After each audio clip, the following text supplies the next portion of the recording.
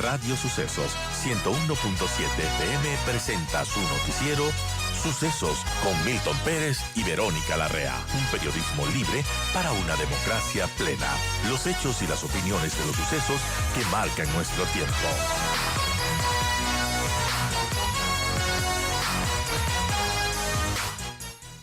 Vamos a hablar sobre este proceso electoral express, anticipado, y que es una carrera contra el reloj y que puede implicar muchos errores en el camino.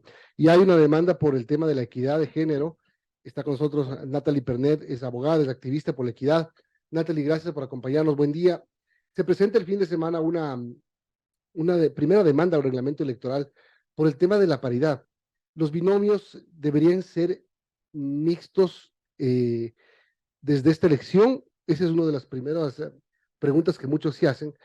Y la decisión del Consejo Consultivo junto al CNE, por ejemplo, para que haya 30% de participación de mujeres, para que encabecen las listas, también es un tema que ha sido cuestionado. ¿Qué tal? Hola Milton, hola Vero, gracias a todos quienes hoy nos acompañan en esta mañana. Bueno, primero empezar diciendo que soy una de las abogadas que presentó el recurso subjetivo ante el Tribunal Contencioso Electoral. Lo hemos hecho con una red de compañeras de distintos movimientos, de distintos colectivos. Y a mí, la verdad, me llena cuando las mujeres nos unimos, porque de verdad que unidas somos imparables. Hemos trabajado a lo largo del feriado en la recolección de las firmas, en compañeras con absoluto conocimiento del manejo electoral, haciendo el recurso, otras haciendo el tema comunicacional, otras en la recolección de firmas. Inclusive el día sábado nos dijeron que había que volver a completar el recurso porque algunas firmas no eran válidas.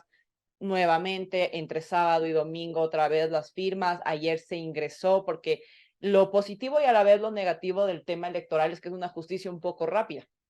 Entonces, los términos caminan rapidísimo y bien, esta semana ya tendremos probablemente la fecha de la audiencia. Estamos analizando con colegas muy reconocidas, constitucionalistas y demás, ver si cabe una acción constitucional. Milton y Vero, siendo conscientes que probablemente no vamos a lograr que para estas elecciones haya una reversa en lo que sin sustento el Consejo Consultivo del CNE ha resuelto, pero sí sentando un precedente porque la reforma al Código de la Democracia del año 2020 fue absolutamente clara y señala que debe haber paridad, es decir, 50-50 en las siguientes elecciones. Estas, hasta donde yo entiendo, y creo que la ciudadanía entera entiende, son las siguientes elecciones. No son elecciones excepcionales, son nuevas elecciones. Sí, son elecciones excepcionales, pero son nuevas elecciones. Son las siguientes. Es decir, no exime la urgencia ni lo atípico, pero está en la Constitución. Está. Y es el artículo que el presidente de la República activó para disolver la Asamblea y por lo tanto activa unas nuevas elecciones. Así es, entonces la ley es clara. O sea, lo anticipado no le quita lo legítimo. Exactamente. Lo anticipado no le quita lo legítimo. Lo anticipado lo que sí nos hace es develar, es desnudar que los partidos políticos realmente no cuentan con nosotras en sus estructuras. Entonces, mira, ¿esto cómo sucedió? Porque son empresas electorales netamente, no tienen preparación. Debe ser por eso, porque, perdón Natalie, pero tú mencionas algo importante, lo decidió el Consejo Consultivo. El Consejo Consultivo, por más que reúna a las organizaciones políticas y a la autoridad electoral, puede saltarse la norma. No puede saltarse la norma. Obvio. Porque para algo está la Constitución, porque si así fuera, todos los consejos dirían, bueno, juntémonos y que la Constitución sea tabla rasa. Aquí lo que hay que entender es que esto les sorprendió a todas las empresas electorales, como tú muy bien lo has dicho, Milton, les sorprendió. ¿Y qué fue lo primero que hicieron estos señores con toda su influencia y su poder? Empezar a llamar al Consejo Nacional Electoral, decirle a la presidenta del Consejo Nacional Electoral que ahorita no tienen ni tiempo ni cuadros para estar haciendo caso a estas cosas, probablemente a estas cosas de las feministas, ¿no? Porque poner mujeres en la lista se ve como un atropello cuando es una conquista. ¿Y qué fue lo primero que exigieron? Que por favor el requisito de la paridad se dé de baja. Es decir, dentro de esta excepcionalidad, dentro de esta urgencia, lo primero que va en menoscabo, una vez más, son los derechos de nosotras. Y yo escuchaba y veía muchísimos comentarios de personas, líderes de opinión, que hablaban acerca de la capacidad y la calidad de representación.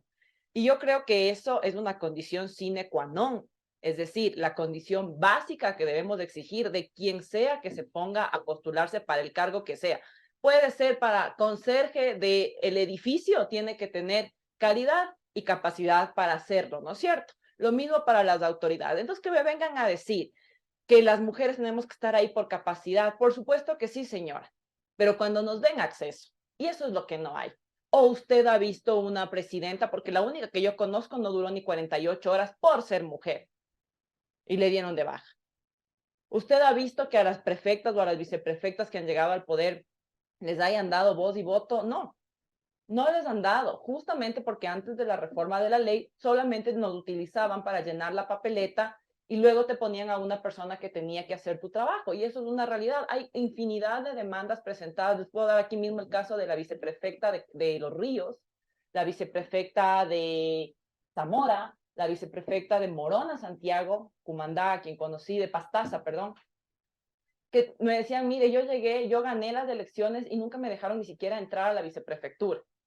Este tipo de conductas son las que se pretendía zanjar con la reforma al Código de la Democracia, pero evidentemente no hay cuadros de mujeres. O sea, nos están diciendo que no hay mujeres lo suficientemente capaces para acceder ni siquiera a la presidencia, a la vicepresidencia de la República.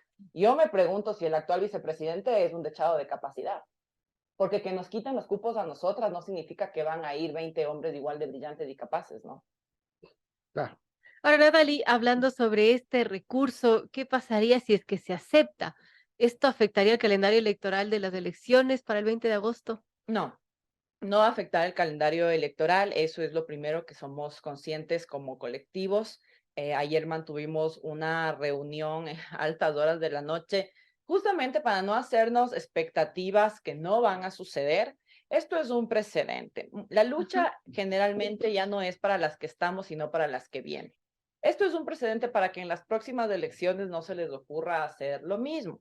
Y también pensemos desde la óptica de qué pasa si empezamos a vivir un poco lo que se vivía en los 90, que había elecciones cada 10 meses. Yo me acuerdo que la mitad de la primaria no asistí porque siempre había vacaciones porque había paro.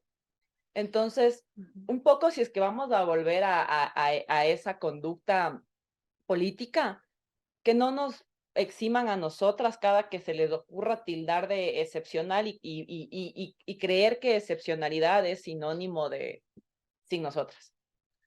Ahora, la presidenta de CNE, Diana, también dice, por tratarse de unas elecciones, lo que hablábamos, ¿no? Extraordinarias, para completar el periodo, no conlleva la obligación marcada por la legislación y que en las listas a la Asamblea Nacional la cuota de género será del 30%.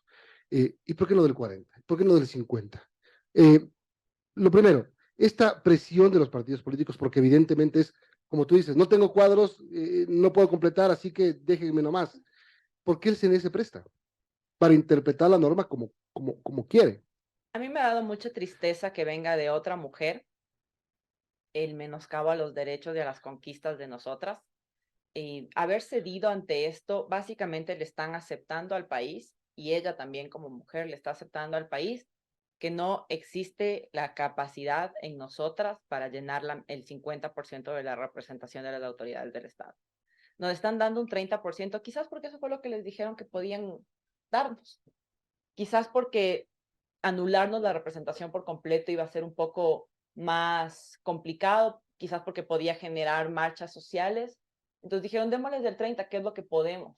Es decir, probablemente recordemos que estas elecciones... Estamos subiendo del 15 al 30, Ajá, ¿verdad? Ya. estas elecciones son, van a ser bastante, lo que va a pasar en la asamblea no es que vamos a tener un cambio abismal entre las personas que estaban en la asamblea y las que van a llegar a la asamblea. Muchos se van a reelegir. Es más, muchos asambleístas necesitan reelegirse y necesitan correr inclusive por su mismo distrito para que esto no les cuente como una nueva elección, sino justamente como terminar el periodo y puedan después en el 2025 volver a la contienda electoral, porque recordemos a todos nuestros radioescuchas que si usted es asambleísta nacional, usted puede ser un máximo de 8 años, es decir, 2 periodos reelectos.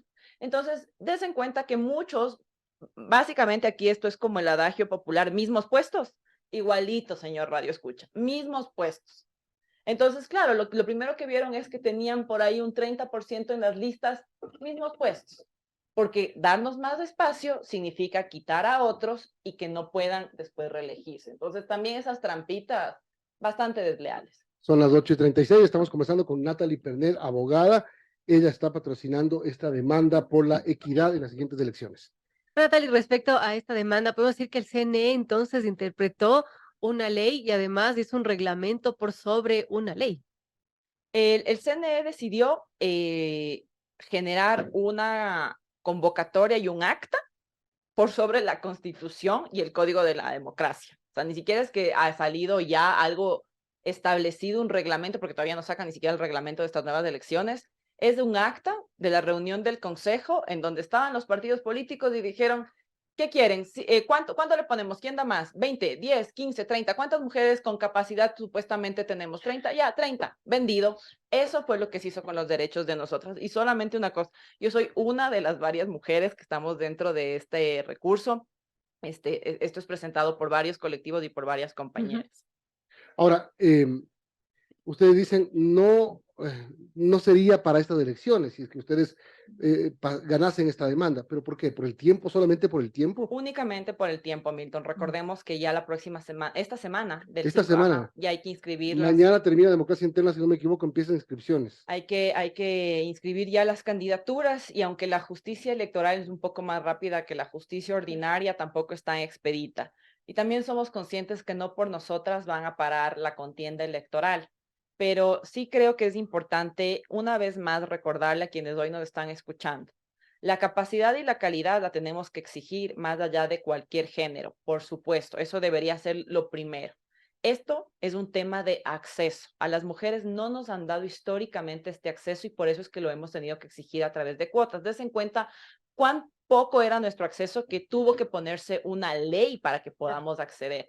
Y con lo último que quisiera cerrar es que a todas nosotras que vamos a acudir a votar, revisemos muy bien cómo son los binomios y cómo son las listas, porque esos candidatos que estén aprovechándose de este recurso o de, sí, digámosle recurso a esta discusión, a esta resolución del Consejo Nacional Electoral, quienes se aprovechen de esto para no darnos espacios, nos están diciendo desde ahorita cómo seremos tratadas en su gobierno y cuánta prioridad tendremos nosotros dentro de las políticas públicas. Ok, y de ahora en adelante, aparte de lograr que se respete el Código de la Democracia reformado en el 2020, ¿cómo conseguir que esto se meta en el ADN de los partidos y movimientos políticos? ¿Cómo empezar a que estas organizaciones tengan base y trabajo de base para que no pasen estos apuros? Porque lo que hacen ahora es correr, seguramente muchos van a repetir candidaturas, a lo mejor no se merecen volver, pero van a volver. Y mira, y sin duda alguna, también recordemos que el voto es emocional y tú votas por lo que conoces. Entonces, tal vez tendremos muchos candidatos y candidatas que entrarán en base a cuán populares son en redes sociales. Veremos estrellas de TikTok estando ahí. Y eso no significa necesariamente que no tengan la calidad para estar en la papeleta. Pero pues, si hagamos un análisis, porque la asamblea que ha sido destituida fue electa por nosotros. Estamos absolutamente con un hartazgo ciudadano bárbaro, también con el Ejecutivo. Nosotros vamos a volver a elegir a esas autoridades. Yo sé que muchos de nosotros sentimos que la política está lejana a nosotras y a nosotros, pero lo que sea que hagamos en esa papeleta va a tener un impacto.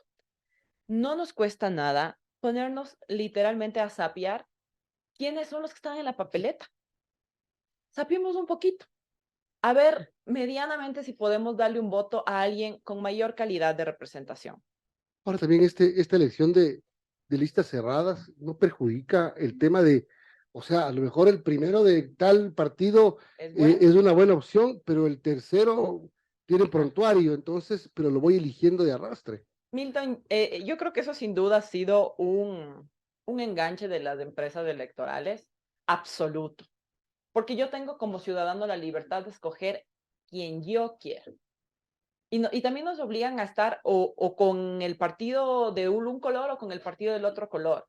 Y creo que eso tiene mucho que ver porque la calidad de representación es aún más baja que antes.